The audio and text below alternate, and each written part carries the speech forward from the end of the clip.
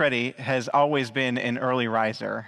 From the moment he was born, it seems like he was instinctively waking up before 5 a.m. Like clockwork, it seems like at 4:45, he will enter into our room and wake us up. And this is something that I never experienced before Freddie. Rarely did I ever see the 5 a.m. sky.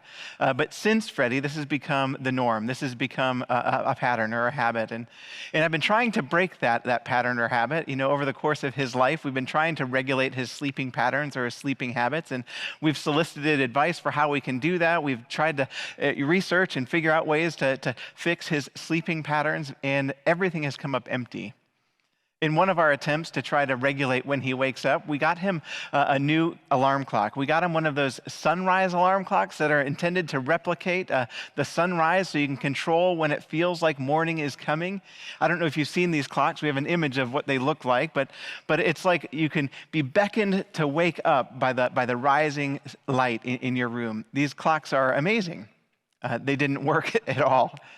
And yet I got to thinking about this idea of having an alarm clock that wakes you up, not with radio sounds or kind of rude beeping, but to have a clock like that wakes you up with the rising sun or with the rising light.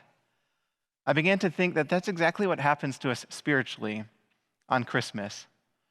On Candlelight Christmas Eve, that moment that we celebrate, Christ entering in, what we actually are celebrating is that the light of Christ, God in the flesh, meets us, illuminates our darkness of our everydayness, and he does so in a way that brings forth hope. This is what we read from the Gospel of John on Christmas Eve. We read that in him was life, and the life was the light of all people. The light shines in the darkness, and the darkness did not overcome it. The true light which enlightens everyone was coming into the world. What we celebrate spiritually that happens at Christmas is this new light that enters into our darkened reality. It changes everything. It offers us new life and new birth. It gives us a new chance for a new way of living. It gives us renewed hope, and nothing can overcome it. Nothing can squelch it. I love this idea of the light piercing our darkest hour as changing everything for us. That's what Christmas should do. This light that enters into our darkened reality, it should change everything about the world. It should illuminate all of our darkened places. It should change us and change everything forever. I love the Christmas story as it continues on. What we realize is that it changes every central figure in this narrative. And we know that it changes the night shift shepherds, these lowly shepherds in humble estate, keeping watch over their flock by night. They were beckoned by this light. They were drawn to the light. And when they witnessed the light of Christ, when they fell before him on their knees in humble adoration, what happens is their whole demeanor and disposition changes from that one encounter. The light of Christ empowers them to go forth from that encounter different. Their whole life took on a different shape. They began to sing and to rejoice, telling everybody what they had seen and experienced. These lowly, humble shepherds became evangelists, shining brightly, singing songs of the good news of great joy for all of the world to hear.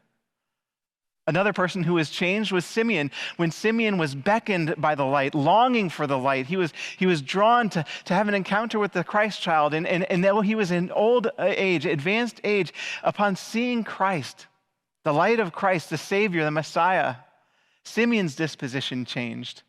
This man who had spent his whole life searching for hope, searching for the Messiah, searching for a glimpse of the Christ child, upon encountering that Christ child, began to sing for all of the world to hear, a song of redemption, a song of the consolation of Israel.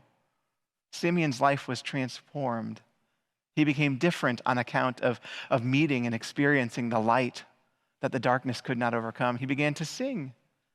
And this weekend is the weekend of Epiphany. It's the weekend where we spend time typically focusing on those magi, those wise men, those three kings who were also drawn for the light. They were looking to the stars that were guiding them. They saw the star rising in the east, and they traveled so far. And upon seeing that Christ child, the light of Christ, their life was changed as well. They went home a different way. They disobeyed Herod's orders, and in so doing revealed that their life was changed on account of the light that they had experienced. You see, this is what happens at Christmas.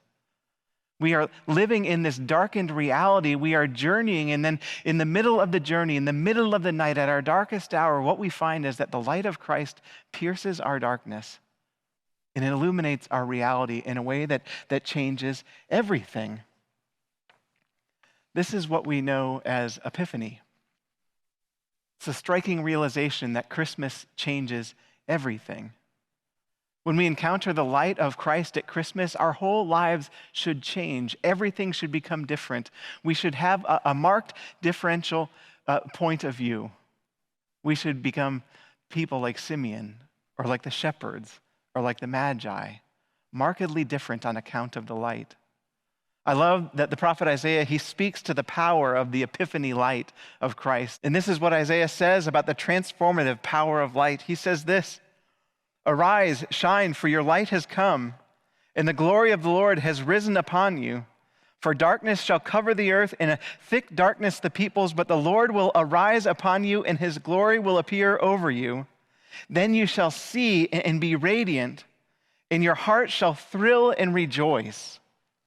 You see, this light, it draws us together. It makes us better. It changes everything. It changes us, our life's direction.